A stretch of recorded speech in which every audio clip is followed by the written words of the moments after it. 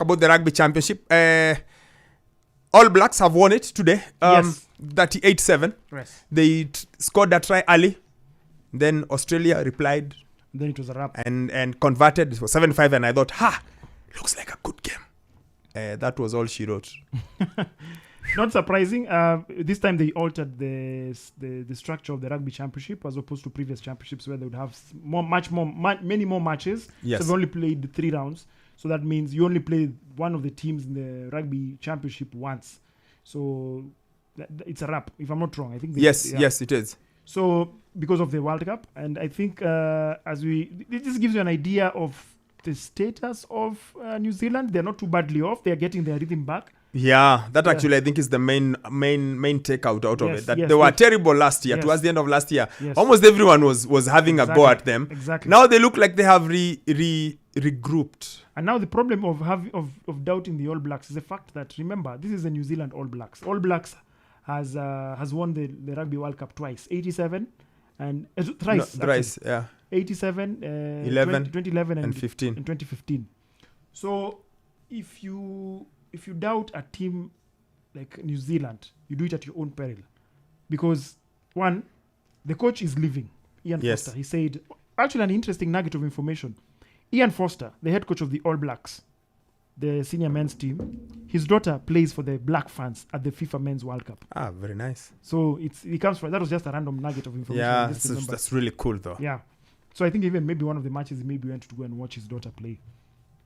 So for New Zealand, it's been a team in transition. Of course, many of the legends hung their boots. Yeah, you don't have Richie Macaos anymore. Naturally, you don't have Dan Carter. You don't have my favorite one, Manon. Yeah, really liked Manon. Manon is still playing, by the way. He's still playing. Yes, he's in 40s. He's still playing for a club. I'm trying to remember. I think I don't know which. I like Manon in the United States. Yes. So he's still playing, but I think I don't know if it's this weekend or next week. His team is playing in some championship. Once they finish, I think that's his final. That's his. So Manonu, Piriwepu, yes. Like they went through a proper golden generation, right? So, and of course, my second all-time favorite, Tana Umaga. I just had to do it. Tana Umaga, yes. Yeah. Tana Umaga, I think he's been given another role now. He's going to be coaching one of the teams in the Super Rugby, Maona Pacifica. Remember, Tana Umaga was the coach for the Blues, the Auckland Blues in the Super Rugby. So yeah, Umanga was that. If you look at New Zealand rugby all those years, and it was funny that they were so good, but they only have 3 World Cups to their name. Yeah, because for the longest time they just couldn't get over the line. After 87, they just couldn't. They had John Alomu, they just couldn't get over the line. In fact, it took them losing in the final. I think they lost in the semi in 07. Yeah, and then Graham Henry they said no, he's gonna stay. And then 4 years on, he was able to win. Yeah, I think so. Yeah, then he was able to win. But yes, so much culture, so much history. Here's the thing. I know everyone is saying maybe they are coming back. I feel they still will not be ready. I feel like the World Cup will still be a step ahead, but they look better.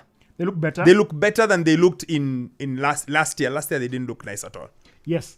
If you look at their group is an interesting one because they're playing the hosts, France, in the opening game.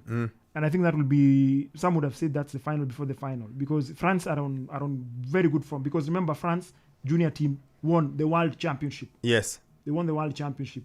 France, they won the European Sevens as well. So there's something happening in French rugby. And the French are usually there's something about them playing at home that is just they switch on. I'm sure you've even seen in the FIFA World Cup. Yes. When they hosted it in 98. 98, yep. There's something about them. For the New Zealand, I think obviously it's just to reach the next round progressively. But I also don't discount Ireland as well because if you look at the rankings, number 1 is Ireland. I think number 2 was who? I've forgotten. I can't remember. So it's unpredictable, but also I remembered my point. I think I digressed. Ian Foster, yes, that was my point. He is leaving. For any coach, you want to finish on a high. So I think for him, he wants to have a World Cup on his resume as he walks away. It's like, look, I have stepped aside. There's been a lot of pressure. He's being replaced by the guy who dances. Yes, the Crusaders coach. I wish he would have been replaced 2 seasons ago because Foster there's something he's done to the Crusaders.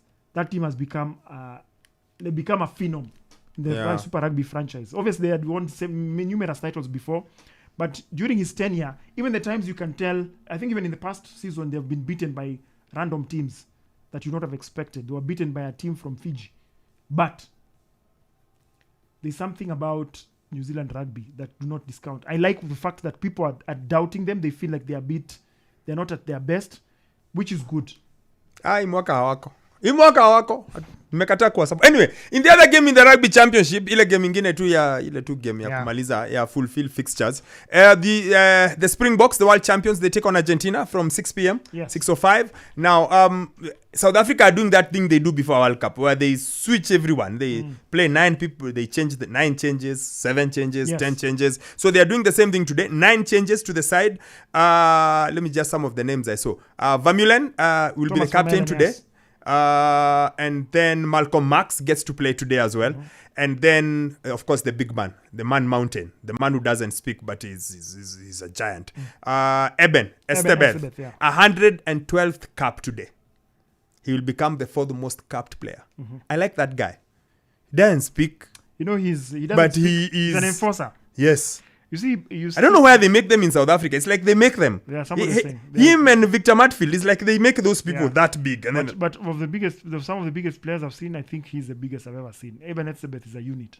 He's a proper unit. And you see, if you see, he's big. He's unlike most locks. He's big but muscular.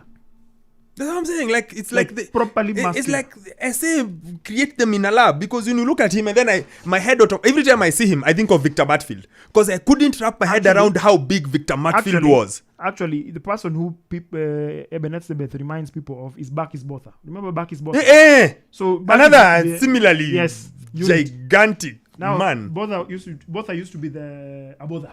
Yes. Fight Kianza. More often than not, he's involved. Ako hapo. Yes, and I feel like Eben Etzebeth was being groomed to be something similar in terms of the enforcer. Obviously, not even just being silly and naughty, but on the role of the law. Somebody present, impose your presence. And he's a big guy. He is. And you see, that's one of the things I read somewhere that when South African franchise sides were not part of the Super Rugby this season, because you remember this season it was the Super Rugby Pacifica. Yes. So teams from South Africa were not part of it. So what happens there, I read somewhere that some of the teams, they were missing that physicality that South African teams bring. Because wanakuanga, they hit you, Power. They tell you, rugby is for rugby ni kulima. Power. We come at you. Power. Nata kwa bench tuneka 6-2. It's two backs.